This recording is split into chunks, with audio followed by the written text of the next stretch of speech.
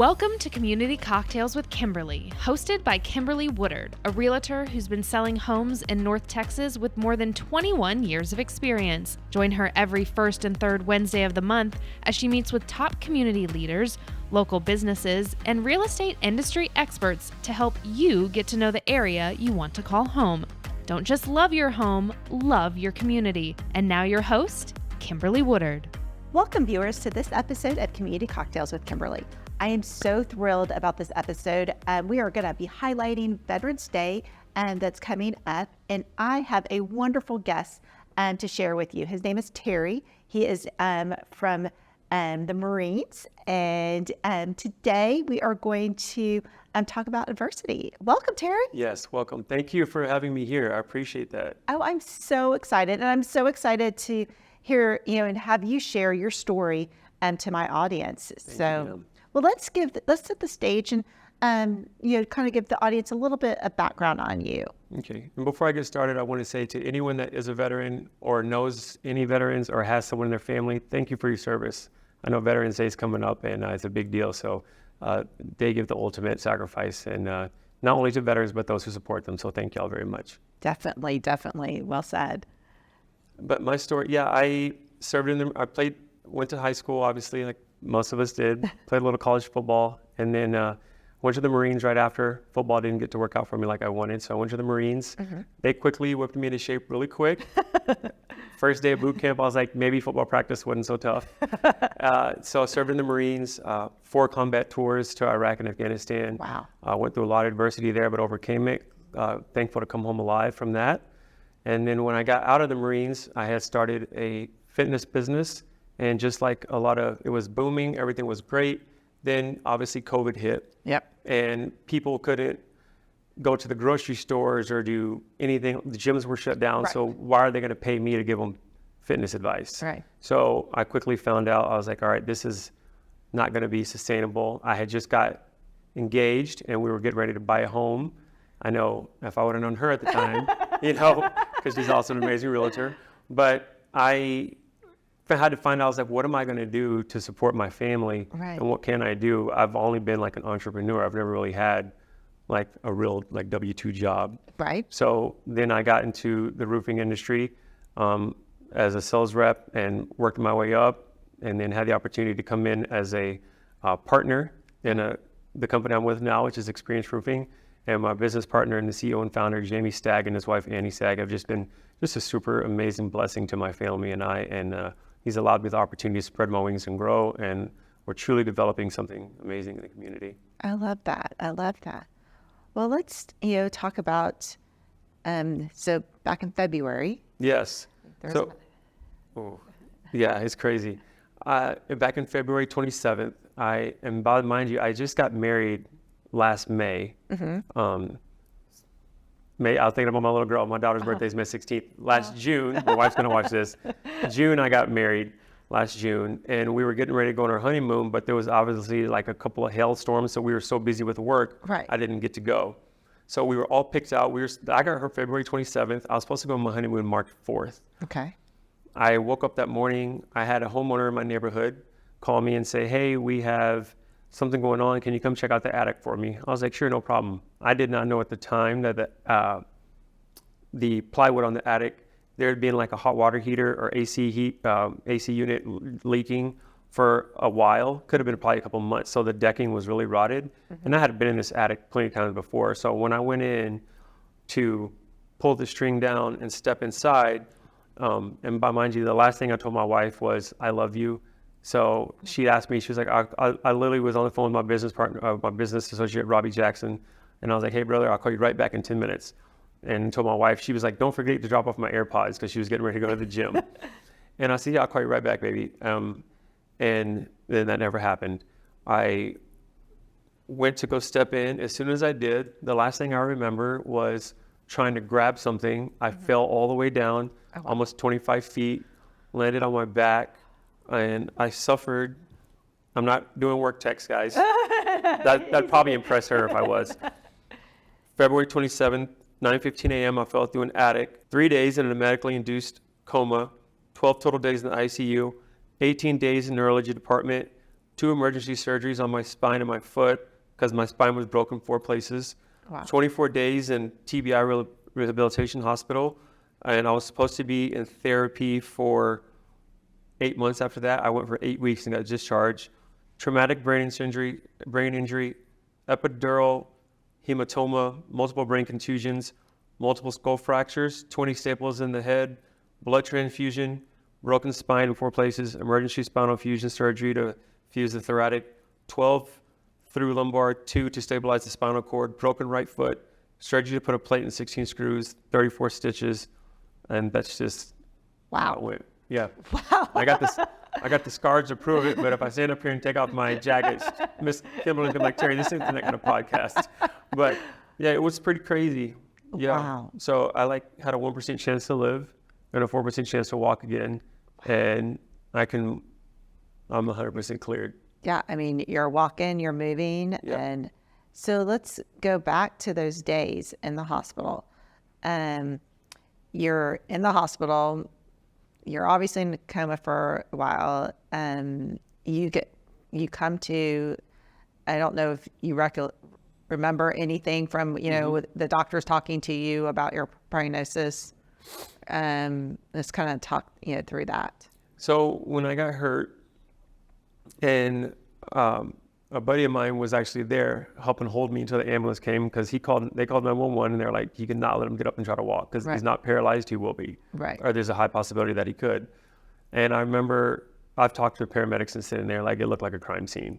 Oh, wow. And it was just bad. You could imagine blood everywhere, But whenever they were trying to get me, I was screaming, I can walk. And they're like, this guy's definitely was in the Marines. Yeah. You veterans know how it is. You never want to ask for help for anything. And I'm the same way. I went to the hospital, didn't remember anything. I woke up, when I finally woke up and I didn't remember a lot at first, my brain got hit really hard. Yeah. When I finally woke up and I saw everyone's there, I was like, what are we doing? You know what I mean? I didn't know what we were doing or why we were there or what had happened to me. And for the first, I would say 3 or 4 weeks, it was just in and out of unconsciousness, getting put to sleep a lot for a bunch of surgeries, MRIs, CT scans, you name it. And then I've stayed a month at one hospital, Plano Presbyterian, and that's where they did my spine surgery. They called people in. I had the best of the best trying to work on me. And then I got transferred to Baylor Scott and White Frisco Rehabilitation and Neuro Program. I cannot say enough things about this hospital. Dr. Lowe, he's the smartest human being I've ever met in my life. Wow. And I remember when I first came in, my wife told me about this, and I was like, big like I remember. He was like, how old are you, son? And I told him, I think I'm 36. And he said, no, you are. I just wanted to see if you knew it. And he was like, well, when I get done with you, you're going to be better than before you got hurt. And I said, well, the other people said I wasn't going to make it. He's like, we're not going to lose you. Plus, you're a fighter. And most people in your situation, they would have already gone, took the ultimate rest. So I cannot say enough things about that hospital and how amazingly they treated me. Oh. And just the nurses, the staff, like they truly cared. And, I'll get into it later, but that truly helped me stay alive. Obviously the number one, God's grace, Oh, definitely. The prayers. Yes. I think, the power of prayer is so unbelievably strong. And I'm a firm believer of that. Been a witness of so many miracles. And you're one that we're sitting here, with the power of prayer and the perseverance that you had. And in those days that, what was going through? I know you were in and out, but what do you remember? What was going through of what your ultimate and what was keeping you focused on? I know we're supposed to wait. I'm going to take a sip because it gets me a little. It gets you a little choked up. It's understandable. Yeah, and I'm just so grateful to be alive. Oh, definitely. And like I said, I've played college football. I was in the Marines in actual combat. Right. Wasn't sitting behind the desk. I was in the infantry. So, I had always a toughness and a resilience about me. And my dad says now, he's like, look, everyone knows you're tough.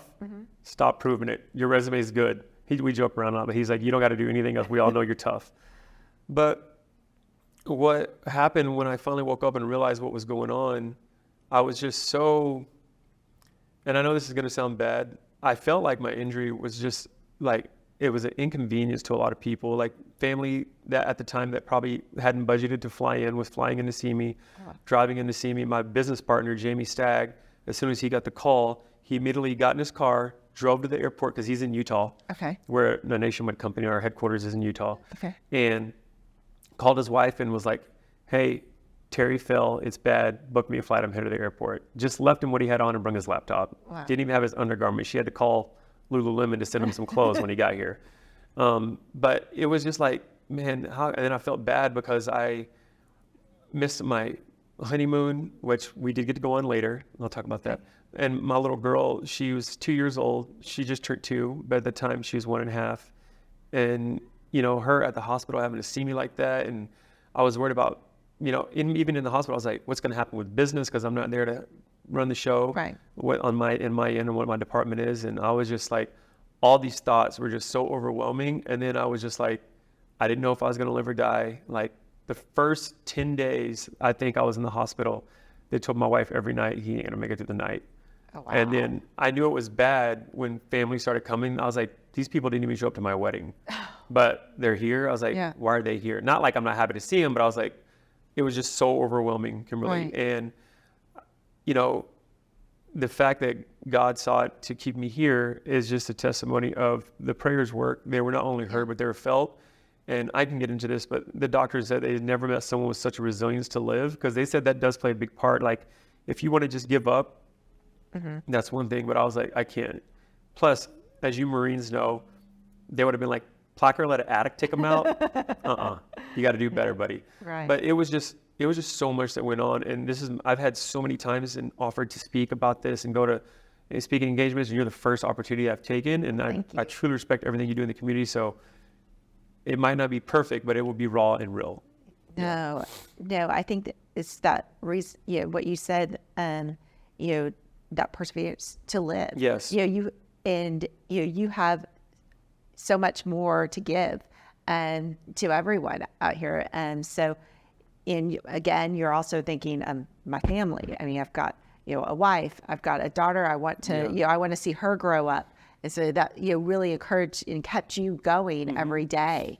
And, during, when you were in the hospital and that hospital stay, how was, were you kind of setting yourself, as you got, I know the first 10 days was a little different, but after you got past that threshold, you're continuous, like, did you kind of set your mind to be like, okay, I'm going to do this, and kind of get yourself in a routine to... Yeah, when I finally got to the second hospital, and it was hard because I would hear my wife, going back and forth with the VA on the phone, because at first they didn't want to pay for certain things. Right. And like the hospital that I went to, Baylor Scott and White Frisco, I mean, the cost to go there is outrageous. Right. And so they finally got me in. The hospital Plano Presbyterian, they were like, look, y'all got to take them.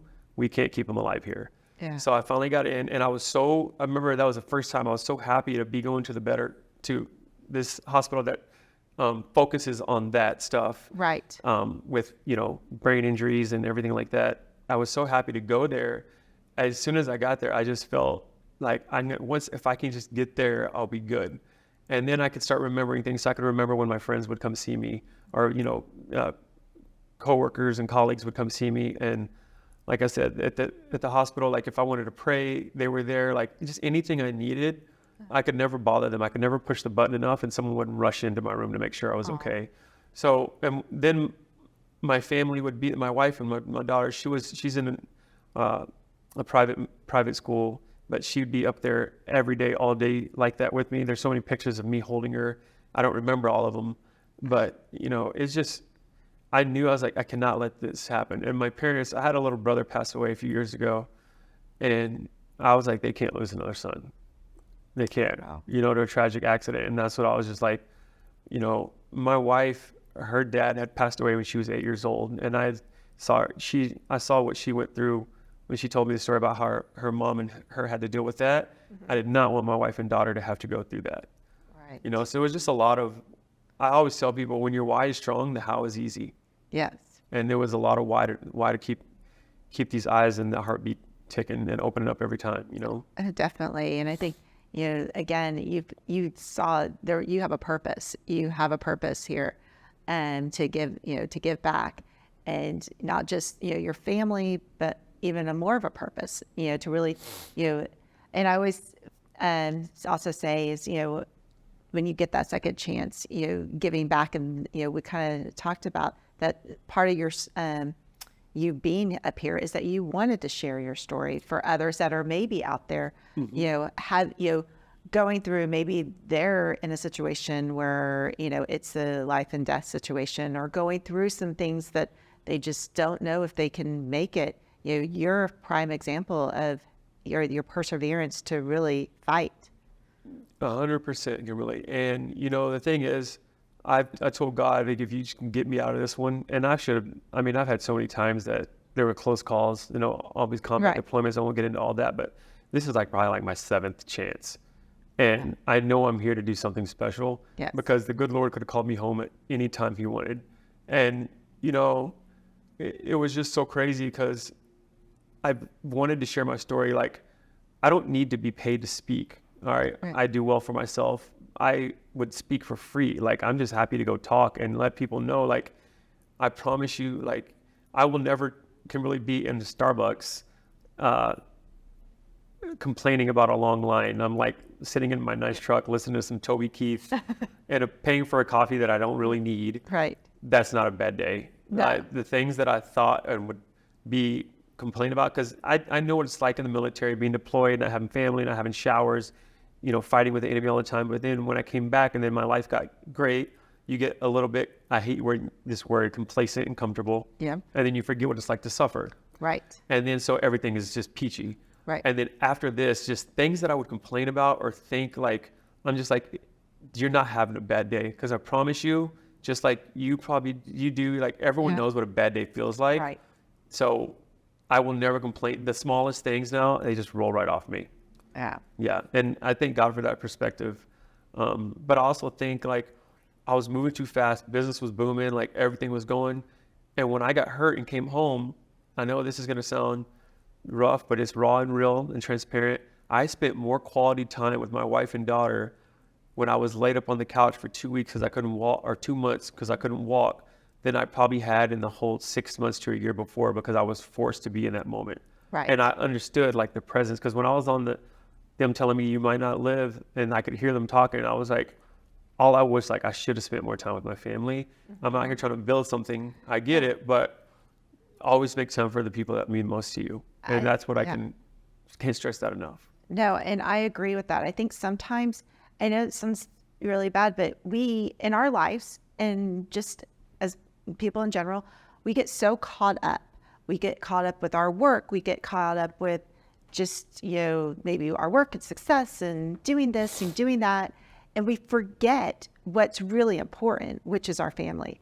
And where we're going to really make our marker is our own, people aren't going to always remember you because you did this in sales or this and that, but they are going to remember you because you were that caring father, that caring husband. You gave back to the community in these different ways. That's what you kind of, this sounds morbid, but you kind of look about what are people going to say at your eulogy? It's the characteristics of you, not that you were the superstar, in your, company or business and stuff. And they're going to, the markers that you made on other lives. 100%. I couldn't agree more. Let's give our audience some things, some tips on what there's people, especially those people that are maybe suffering something right now, your tips to them. I feel if you are suffering anything, reach out to those you love, and just always remember the power of prayer is unreal. I'm not the only miracle that's walking around, and there's so many stories and, things that can happen. Mm-hmm. So if you are going through something, just remember attitude of gratitude and just have the faith. You cannot lose your faith. Something I used to say in the Marines that stuck with me my whole life is you always just stay in the fight. As long as you still have air in your lungs and a heartbeat in your chest, you always have a chance to win. You may not win that battle, but you can win the war. And, when I had gotten injured, it was I had never been hit like that before. I've never been unconscious like that. It was just absolutely insane. But one thing that I'll end it with is, because I promised God, I was like, I'll tell this story. Whenever my little girl when we found out we were pregnant, we took the pictures, we did everything. We're supposed to have identical twins. I was so excited, did the announcement. The doctor said the 2 heartbeats. It was safe to announce, everything was fine. And then a couple of months later, we go in for an ultrasound, and they told my wife and I that there's only 1 heartbeat. And I didn't know about this, but it's called vanishing twin syndrome. When there's 2 babies in the same sac, one may get more nourishment than the other one. So our little sweet Kaisley, she's here. She's amazing. If she was here right now, she would have took the TV and flipped it up and ran all over the place. She's adorable. But, so one of them obviously didn't get to make it. And then when I first got back from Afghanistan, they make you stay in California, where I was in Camp Pendleton, for about a month before they'll let you go home. Everyone's got to just calm down and just you can't go straight from, I was in war for 14 months to, okay, let's go home now. Right. Go to Applebee's. No, that's not going to happen. So I was a week away from finally going home. And then I had talked to my little brother. We're going to finish our conversation the next day. I was planning on calling him at 7 p.m., had my alarm set. I was leaving the gym. My mom and dad called me, hysterical, crying, screaming. I was like, what's going on? And she was like, Joseph's dead.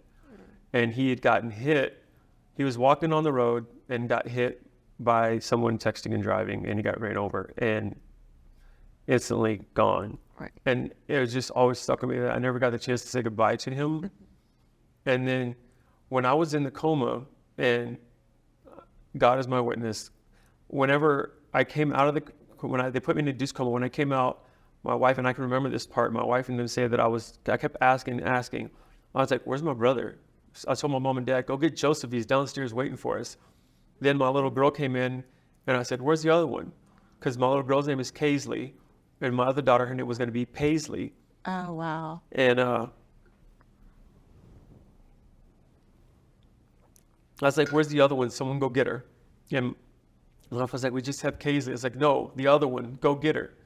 And even when I went into Baylor Scott and Ware Frisco, up until a month before they let me out, maybe it was 3 weeks, they would Terry, how many kids do you have? I'm like, I have 2 little girls.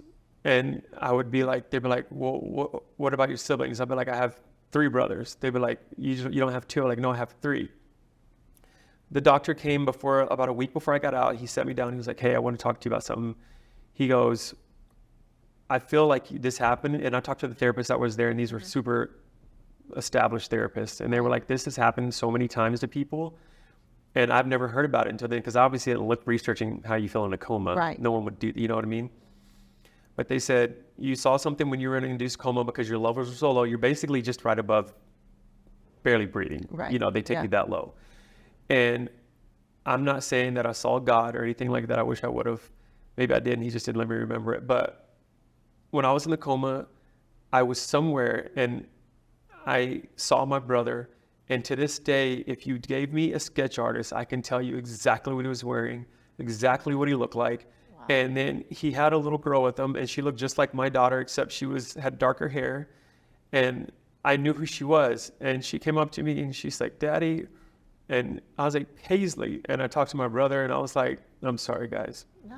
And this is the first time I've told this live. Oh, wow. Yeah. And I was like, I talked to my brother, and I gave him a hug, and I'm like, what is this? And he was like, this is where we are.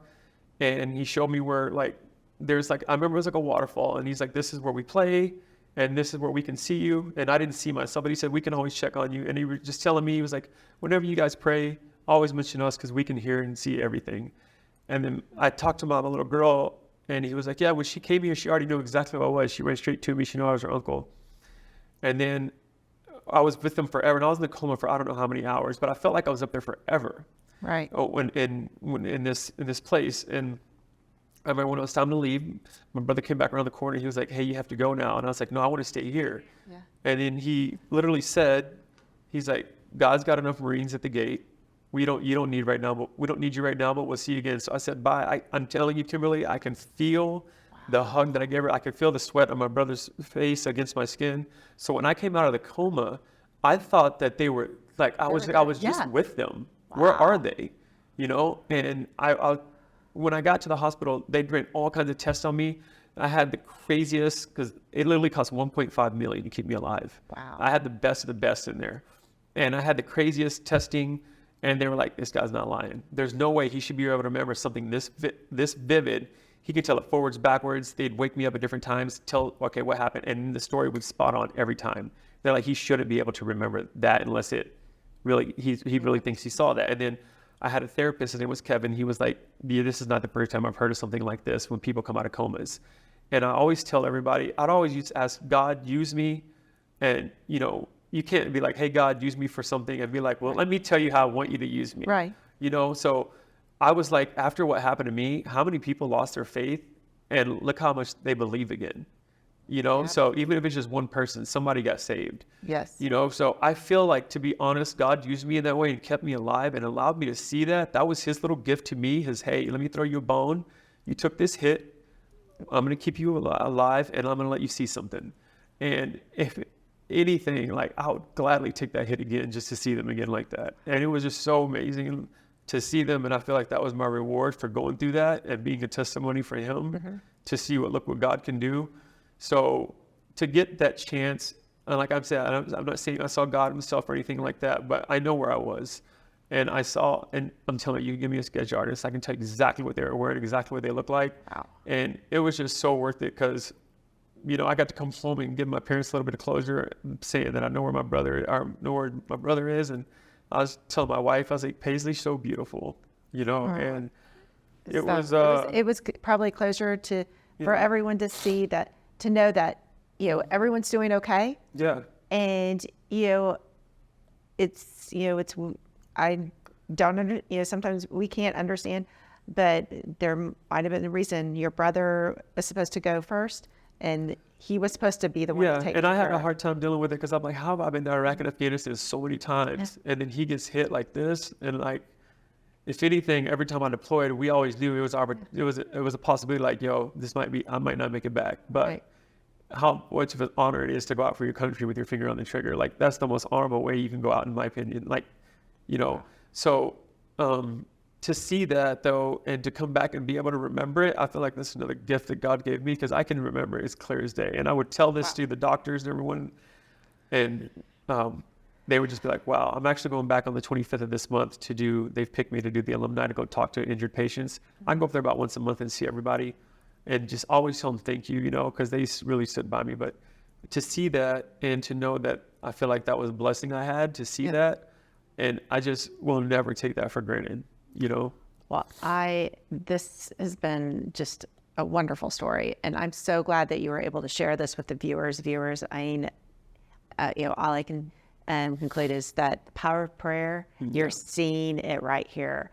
And I wish you all the best on you. I know you're still dealing with recovery. And so I want to cheers to you, Terry. You know, continue this remarkable recovery and keep spreading your word and keep sharing it with everyone. I will. Thank you. Thanks for tuning in. Be sure to subscribe to the podcast on Apple and Spotify, as well as Kimberly's YouTube channel.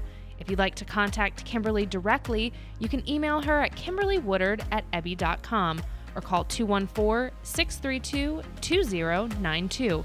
We hope you enjoyed our guest this week. And remember, don't just love your home, love your community.